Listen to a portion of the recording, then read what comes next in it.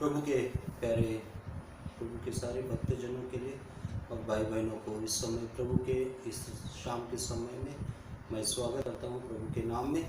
और कल हमने देखा कि आदम के वंशज में एनोश नाम का एक बच्चा पैदा हुआ और तभी से लोगों ने प्रार्थना करना शुरू किया था। और उससे पहले हमने देखा था कि वचन अध्याय 4 में कि कैसे म्यूज़िक बनाने वाले, मेटल का काम करने वाले और चरवाहा और टेंट बनाने वाले इस दुनिया में कैसे आरंभ हुए थे। और उसी तरह से हमने आदम के वंशज में शेत नाम का भी उसको बेटा हुआ था और वो दिखने के लिए भी आदम के जैसा ही था, ऐसा वचन में लिखा गया है। और यहाँ पे हम लोग देखते हैं कि आदम के सारे वंश में जो 7वां वंशज था और उसके पहले के वंशज और उसके बाद के वंशज, उसके बारे में एक ही शब्द को या एक वचन को वहाँ पे लिखा गया था कि जैसे वो दुनिया में आए और बच्चे पैदा किए, जिए और वो मर गए। वो आए, जिए, बच्चे पैदा किए और मर गए। इस तरह से 7 बार 6 बार होने के बाद फिर से जब हम हनोक के समय आते हैं तो वहाँ पे वो परमेश्वर के साथ में चलने के बारे में वहाँ पे हमने देखा है कि, और वहाँ पे देखा कि हनोक 300 साल तक कैसे जिया। इसका सवाल का जवाब हमको मिला। और हनोक क्यों परमेश्वर के साथ में चलता था, इसका भी जवाब हमको मिल गया। और परमेश्वर ने उसको क्यों उठा लिया, इसका भी जवाब हमने कल देखा था। तो अगर आपने नहीं देखा तो पिछले वीडियो में आप जाके हनोक के आदम के वंश से जो एक स्पेशल रीडर है वो मैंने कल उसको अपलोड किया था। आप मेहरबानी से देखिए। और आज हम लोग एक स्पेशल व्यक्ति जो बाइबल में बहुत ही फेमस, जिसका नाम है नोहा।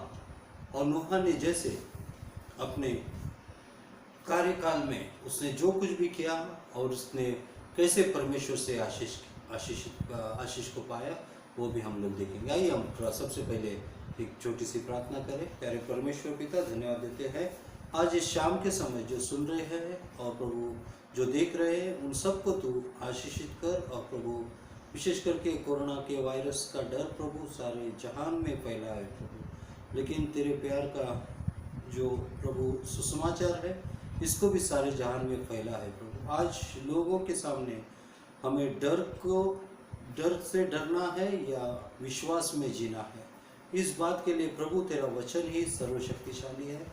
पवित्र आत्मा के द्वारा प्रभु सबके मनों को धैर्य, शक्ति और हिम्मत दीजिए ताकि वो सचमुच में यीशु मसीह पे विश्वास करने वाले बन सके। सारी प्रार्थनाएं प्रभु यीशु के मीठे नाम से मांगते सुन और कबूल कर, आमीन। आइए हम लोग वचन को फिर से एक बार देखेंगे पीछे जब, और हम लोग देखा कि लामेक के वंश से नोहा पैदा हुआ था। और नोहा का मतलब क्या है, जब हम लोग अध्याय 5 उसके 28-29 में देखते हैं कि नोहा यह कहकर नाम रखा उसका, यह बालक हमारे कामों से तथा मेहनत से और इस शापित भूमि से शांति देगा। सो for the work, for the efforts, and and he will give the peace in our life. So we see here 3 things: work, efforts, and the peace. So इस तरह से उन्होंने जो नाम रखा था, क्योंकि लामेक की ज़िंदगी में भी बहुत से कठिनाइयाँ उसने झेली थी, क्योंकि उसका जो पिता था, उसका जो वंशज था, जो काइन था, उसने किए हुए गलती के कारण ये सारे लोग जगह जगह भटकने वाले बन गए थे और परमेश्वर से दूर हो गए थे। लेकिन हम लोग आगे चल के क्या देखते हैं कि जब नोहा का जन्म हुआ तभी लामेक 595 ईयर्स का था।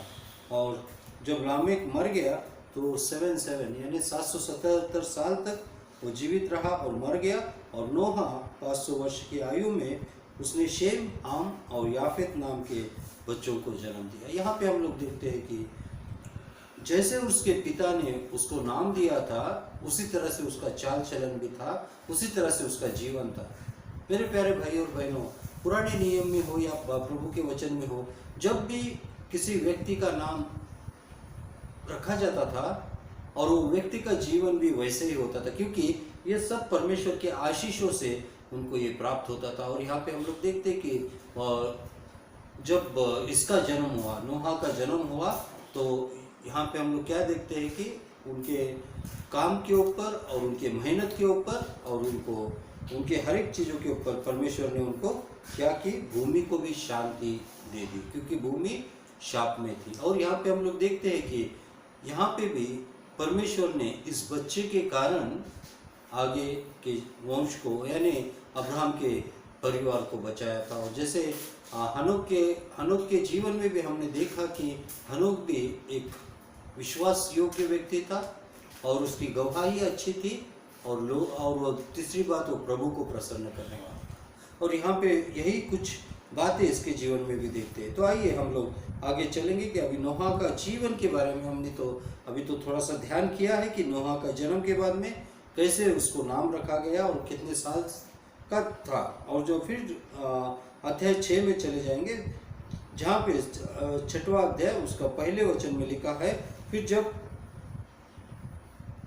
पृथ्वी पर मनुष्य की संख्या बढ़ने लगी और उनके पुत्रियां उत्पन्न होती गई। तो यहाँ पे हम लोग देखते हैं कि बहुत से बार सफलता का राज क्या है पूछने जाने से संख्या का बढ़ना कहा जाता है। दौलत में जब संख्या बढ़ जाती है तो लोग समझते हैं कि ये सक्सेस हुआ। जब घर में परिवार के लोग बढ़ जाते हैं या उन्नति होती है तो लोग समझते हैं कि इनमें सफलता मिल गई। लेकिन यहाँ पे हम लोग क्या देखते हैं कि जब लोगों की संख्या बढ़ते गए, मेरे प्यारे भाइयों बहनों, मैं आज आपको एक बात बताना चाहता हूँ। हमारे घर में अगर 2 बच्चे हैं या 3 बच्चे हैं और पति पत्नी है तो हमारी समस्या एक सीमित समस्या होती है।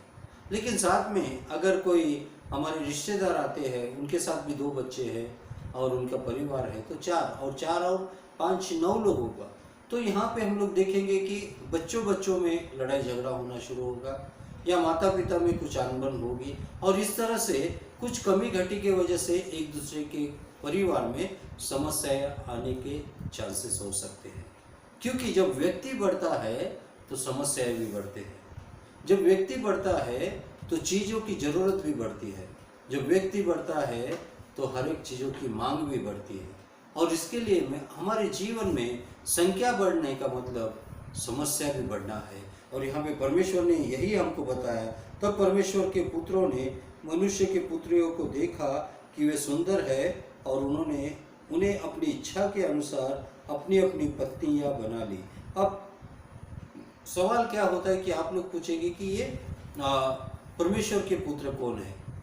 यहाँ पे जो स्वर्गदूत थे, जो लूसीफर के साथ में फेंके गए हुए जो स्वर्गदूत थे, उनको परमेश्वर ने बनाया हुआ था। और जब वो दुनिया में आए तो यहाँ पे जो यानी आदम की जो लड़कियाँ थी या आदम के वंश के जो औरतें थी, लड़कियाँ थी, उनको देख के ये स्वर्ग के दूत लोग क्या हुए, आकर्षित हुए। और यहाँ पे हम लोग देखते हैं कि उनके मन को जैसे भाया उस तरह से उन्होंने किया। और यहाँ पे हम लोग देखते हैं कि परमेश्वर का भय उनमें नहीं था, परमेश्वर का डर उनमें नहीं था। और इसके लिए परमेश्वर भी आगे क्या कहता है कि 3 में यह देखकर कि इन्होंने अपनी आंखों की अभिलाषा के कारण क्या किया है, परमेश्वर की जो भी आशीषें थी या परमेश्वर की जो भी आज्ञाएं थी उसको उन्होंने नहीं माना था। और परमेश्वर की आज्ञा न मानने की वजह से परमेश्वर यहाँ पे क्या कहता है कि यह देखकर याहवे ने निर्णय लिया, मेरी आत्मा मनुष्य से हमेशा बहस करती न रहेगी, क्योंकि मनुष्य केवल 120 वर्ष ही जीवित रहेगा। जब भी लोगों ने इस तरह से काम करना आरंभ किया तो परमेश्वर ने अपने मन में एक निश्चय किया कि मनुष्य का तो जीवन एक छोटा सा जीवन है। 120 साल परमेश्वर के सामने कुछ नहीं, और परमेश्वर का एक दिन हजारों साल के समान है और 1000 साल एक दिन के समान है। लेकिन मनुष्य के जो 120 साल है वो परमेश्वर की दृष्टि में बहुत ही कम थे। और एक दिन तो ये मनुष्य मरने वाला है, तो इसके साथ मैं अगर मैं इसके साथ झगड़ा या उससे मैं वाद विवाद करूंगा तो जीतूंगा तो मैं, लेकिन ये तो चला जाएगा, तो इसके साथ में वाद करके फायदा ही नहीं। लेकिन जो अनंत जीवन तक बच के रहना चाहता है, उनके साथ मैं अगर वाद करूंगा या उनके साथ अगर मैं जीना चाहूंगा तो मेरे कहने का मतलब वो समझ जाएंगे। और उसके लिए मेरे प्यारे भाई और बहनों, हमारे जीवन में हमेशा हमको इस बात का ध्यान रखना चाहिए, हमको इस बात का ख्याल रखना चाहिए, हमें अपनी इच्छा को, हमारे जीवन को हमको नहीं सोचना चाहिए। हमारे प्यारे भाई और बहनों, हमारे जीवन में हमेशा हमको एक बात को समझना चाहिए कि आप हमेशा परमेश्वर के भय में चलना चाहिए। और यहाँ पे हम लोग क्या देखते हैं कि परमेश्वर की आत्मा उनसे बहुत ही बेजार हो गई थी। परमेश्वर की आत्मा को ये पसंद नहीं आया। आज हम भी जब परमेश्वर की इच्छा के विरुद्ध में चलते हैं तो परमेश्वर को ये भी पसंद नहीं आता। और इसके लिए मेरे प्यारे भाई और बहनों, हमारे जीवन में परमेश्वर की इच्छा को जान के उसके अनुसार चलने में हमारी क्या है, सफलता है। और आगे 4 वचन में देखते हैं कि उन दिनों में पृथ्वी पर दानव रहते थे। जब परमेश्वर के पुत्र और मनुष्य के पुत्रियों की संतान हुए तो बहुत ही बलवान और शूरवीर थे। यहाँ पे हम लोग देखते हैं कि परमेश्वर के पुत्र यानी स्वर्गदूत और मनुष्य जब उनकी शादी हो गई तो उनके द्वारा बलवान पुत्र पैदा हो गए। वो जैसे कि रफाइम यानी जो गोलियत थे वो एक रफाइम जाति का एक राक्षस के समान उसकी जो बढ़त थी। और ऐसे युद्धवीर वहाँ पे उनके साथ में पैदा हो गए। और वो ये लोग अपने शक्ति और अपने गर्व के ऊपर वो जीने वाले लोग थे। और इसके लिए हम लोग आगे क्या देखते हैं कि जब यहोवा ने मनुष्य को देखा कि वे हमेशा बुराई ही करते हैं, उन्होंने जो कुछ भी सोचा था या कल्पना की थी वो लगातार और पूरी तरह से बुराई है। मेरे प्यारे भाई और बहनों, आज हम लोग एक सवाल पूछ सकते हैं, क्या मैं पैदा होते ही मैं पवित्र या मैं होली बन सकता हूँ? नहीं, क्योंकि मनुष्य पैदा होते ही वो पाप में जन्म लेता है। आप पूछेंगे कैसे पाप में जन्म लेता है? ये तो यहाँ पे जीन्स के बारे में हमको बताया जाता है, क्योंकि हम भी आदम और हवा के संतान हैं। और आदम का लहू हमारे लहू में आने से हमारा वंश भी क्या हो गया, पाप से हम लोग पैदा हो गए। और यहाँ पे हम लोग क्या देखते हैं कि परमेश्वर कहता है कि मनुष्य के मन में हमेशा बुराई ही उत्पन्न होती है। और इसके लिए हमारे जीवन में हमको हमेशा एक बात को ध्यान में रखना चाहिए, अगर परमेश्वर का वचन आपके दिल में नहीं है, परमेश्वर के वचन से आपके मन को आप ट्रेन नहीं करोगे, या परमेश्वर के वचन को आप पढ़ोगे नहीं, परमेश्वर के वचन को अपने मन में नहीं बसाओगे, तो आप पाप करते रहोगे। और इसके लिए परमेश्वर के वचन को सिर्फ बसाना नहीं, लेकिन वचन के अनुसार चलना, ये सबसे बड़ी बात है। और यहाँ पे हम आगे क्या देखते हैं कि 6वें अध्याय में, और परमेश्वर ने तब यहोवा ने पृथ्वी पर आदम को बनाकर पछताए और मन में अति दुखित हुए। और मनुष्य को बना के यहाँ पे परमेश्वर को पश्चाताप हुआ। और इसके लिए मेरे प्यारे भाई और बहनों, हमारे जीवन में हमें कभी भी इस बात को ख्याल रखना चाहिए कि परमेश्वर शुरू में तो जो कुछ भी बनाया अच्छा बनाया, जो कुछ भी बनाया अच्छा बनाया, मनुष्य को बनाया अच्छा बनाया, लेकिन यहाँ पे परमेश्वर को आज दुख हो रहा है, परमेश्वर को आज परेशानी हो रही है। वो कह रहा है कि मैंने मनुष्य को क्यों सृष्टि किया, क्यों परमेश्वर हमें सृष्टि किया। हम जब किसी कंपनी में काम करते हैं, अगर उस कंपनी के रूल्स और रेगुलेशन को अगर हम नहीं पालते, समय पे काम पे नहीं जाते, हम किसी और के पास काम पे जाते, तो क्या कंपनी हमको कोई पगार सैलरी देगी? कभी नहीं। उसी तरह से परमेश्वर ने हमको सृष्टि किया है, परमेश्वर ने हमको जन्म दिया है, तो हम लोग परमेश्वर की सेवा छोड़ के अगर हम शैतान की सेवा को हम लोग करेंगे, तो क्या परमेश्वर हमसे खुश रहेगा? कभी नहीं। और उसके लिए मेरे प्यारे भाई और बहनों, ये जो सांस देने वाले परमेश्वर की हम लोग हमारे सांसों से आराधना नहीं करते, तो हम लोग परमेश्वर को खुश नहीं रख सकते। और हम लोग आगे देखते हैं कि 7 में परमेश्वर ने सोचा कि मैं पृथ्वी पर से मनुष्य को मिटा दूंगा, हर एक मनुष्य, पशु, रेंगते हुए जंतु और आकाश के पक्षी, जिनका बनाकर मैं पछताता हूँ। लेकिन नोहा पर यहोवा का अनुग्रह था। यहाँ पे परमेश्वर ने एक डिसीजन लिया, परमेश्वर ने एक निर्णय लिया। मेरे प्यारे भाई और बहनों, जब हम लोग परमेश्वर की इच्छा से नहीं चलते, परमेश्वर के जो भी उसने हमारे लिए जो बहुत वो हमारा रास्ता देखता है, कि जो तरस खाता है वो हमारे लिए वेट करता है, लेकिन हम लोग तब तक नहीं मानते, तो परमेश्वर को एक दिन निर्णय करना पड़ता है कि मैं इसको नाश करूंगा।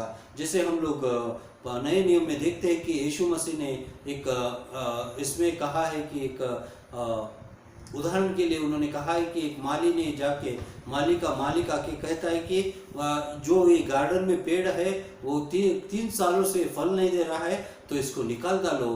तभी वहाँ पे रहने वाला मालिक कहता है कि मालिक अभी 1 साल इसको रहने दीजिए, मैं उसको और भी खत पानी डालूंगा और बाद में अगर वो नहीं फलेगा तो अगले साल मैं उसको काट डालूंगा। और इस तरह से हम लोग देखते हैं कि परमेश्वर भी हमें मौका देख के देखता है, लेकिन अगर हम फिरेंगे नहीं तो परमेश्वर को एक दिन डिसीजन लेना बहुत ज़रूरी है। क्योंकि परमेश्वर का जो ताड़में या उसको जो धीरज है, वो धीरज को हमको समझना बहुत ही ज़रूरी है।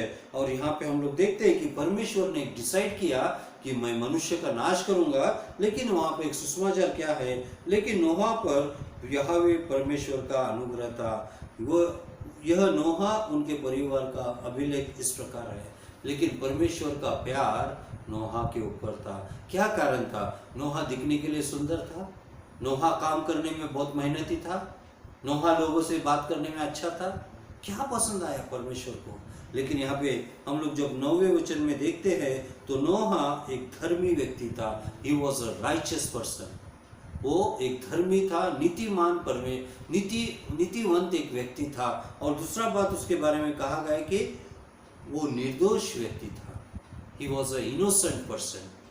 So वो पाप ना करने वाला एक व्यक्ति था। जैसे आयुब भी अपने जीवन में हर दिन वो क्या करता था कि अपने बच्चों के लिए भी वो यज्ञबलि करता, ताकि वो सोचता कि कहीं मेरे बच्चों ने कोई पाप ना कर डाला। और इसके लिए यहाँ पे हम लोग देखते हैं कि उसके इसमें सेकंड जो ये था, ही वॉज अ इनोसेंट यानी निष्पाप था। वो हमेशा परमेश्वर के लिए, परमेश्वर के सामने एक ट्रांसपेरेंसी जीवन था। वो झूठ और गलत कामों में कभी भी भागी नहीं होता था। और तीसरी बात हम लोग यहाँ पे क्या देखते हैं कि वो परमेश्वर के साथ साथ चलने वाला था। मेरे प्यारे भाई और बहनों, यही बात हम लोग हनोक के जीवन में भी देखते हैं कि वो 300 साल तक वो चलता रहा और परमेश्वर ने उसको उठा लिया। यहाँ पे हम लोग क्या देखते हैं कि नोहा परमेश्वर के साथ में चलता रहा और परमेश्वर ने उससे प्यार किया। आज अगर हमारे पास ये 3 बातें हैं, सबसे पहले राइचियस, इनोसेंट और फिर बाद में ओबीडियंस, आज्ञाकारिता, अगर ये है, परमेश्वर के साथ में चलने की योग्यता हमको परमेश्वर हमको देगा। और जैसे आगे परमेश्वर ने नोहा को आशीषित किया था उस तरह से वो आशीषित करेगा। और वो परमेश्वर के साथ चलते थे। उनके 3 पुत्र शेम, हम तथा याफेत, तो इनके 3 पुत्र थे। और परमेश्वर ने देखा कि पृथ्वी पर बहुत ही बुराई और पाप बढ़ गया है। और फिर से एक बार परमेश्वर ने क्या देखा कि पृथ्वी पर पाप बढ़ गए। हमने कल ही इसके वचन के बारे में देखा था कि कैसे आज कोरोना वायरस का डर हमारे जीवन में पैदा हुआ, क्योंकि अभी पृथ्वी पे बहुत ही पाप बढ़ गया। आज हमारे भारत देश में आज फाइनेंशियल कंडीशन के लिए, सुधार के लिए आज शराब की दुकानें खोली गई। और हमें जो फायदा होता है वो शराब की बोतलों से होता है। ये सुन के हमें शर्म करनी चाहिए। मेरे प्यारे भाई और बहनों, आज एक शराबी के परिवार के कहानी को हम लोग सुनेंगे तो एक एक परिवार में कहीं भी शांति नहीं, कहीं भी समाधान नहीं, कहीं भी उनके जीवन में जीने की तमन्ना नहीं। हमेशा एक घर का पति पीता है और घर के बच्चे और उनकी पत्नी भूखे रहती है। और यहाँ पे हम लोग क्या देखते हैं कि परमेश्वर ने क्या देखा कि यहाँ पे बुराई बढ़ गई और सब अपनी इच्छा से गलत काम करके जी रहे थे। अपनी इच्छा से, उनके मन को एक परमेश्वर की आत्मा जागरूक करते समय भी वो अपनी इच्छा से क्या करते थे? गलत काम करते थे। क्या हम लोग भी आज इसी तरह से जी रहे हैं? हम लोग भी हमारी इच्छा से जी रहे। जब हम अपनी इच्छा से जीते हैं, इसका मतलब है हम शरीर की आशा से जीते हैं। लेकिन जब हम परमेश्वर की इच्छा से जीते हैं तो हम आत्मा की आस में जीते हैं। और मेरे प्यारे भाई और बहनों, यहाँ पे हम लोग देखते हैं कि हमारा जीवन मनुष्य सा ना होके हमारा आत्मिक जीवन बनना चाहिए। और आगे देखते हैं कि यहोवा ने नोहा से कहा, मैं पूरी पृथ्वी के लोग और उस पे जो कुछ है उसमें सबको नाश कर दूंगा, क्योंकि इनके कारण पृथ्वी उपद्रव से भर गई, और इसलिए नोहा से यहोवा ने कहा कि तुम अपने लिए गोपेर पेड़ की लकड़ी का एक जहाज बनाना। यहाँ पे परमेश्वर ने आने वाले बातों को सबसे पहले अपने मन में सोचा, और बाद में अपने जो प्यारे जो उसका एक व्यक्ति था नोहा को भी उसने अपने सीक्रेट को बताया। मेरे प्यारे भाई और बहनों, क्या परमेश्वर का वचन आपको परमेश्वर की आवाज़ में सुनाई नहीं देता? परमेश्वर का वचन हमें नहीं बताता कि हमारा शरीर जो है परमेश्वर का मंदिर है। हम लोग अपने दिल में उस परमेश्वर को रखे हैं या दुनिया की बातों को रखे हैं? और इसके लिए हमारे जीवन में हमको जानना बहुत ही ज़रूरी है कि परमेश्वर क्या हमसे बात करता है, क्या मैं इसके योग्य बेटा या बेटी बन गया हूँ। और आगे हम लोग क्या देखते हैं कि वो उसको परमेश्वर ने कहा कि गोपेर नाम की एक लकड़ी बनाना, जो लकड़ी हल्की भी होती है और मजबूत भी होती है, और इसमें उसको तुरई का पेड़ भी कहा जाता है। और यहाँ पे हम लोग देखते हैं कि उस गोपेर का पेड़ जो होता है बहुत ही मजबूत होता है, और उससे परमेश्वर ने जहाज बनाने के लिए और उसके अलग अलग भाग बनाने के लिए, भीतर और बाहर से उसको राल लगाने के लिए परमेश्वर ने उसकी आज्ञा दी। और इस वचन में हम लोग देखते हैं कि जैसे परमेश्वर ने नोहा से कहा था, उसने उसी तरह से, उसी नंबर का, उसी आंकड़े का उसने क्या बनाया, एक बोट बनाया। मेरे प्यारे भाई और बहनों, आज हमारे लिए ये नोहा का बोट क्या है? ये नोहा का बोट यीशु मसीह का क्रूस है।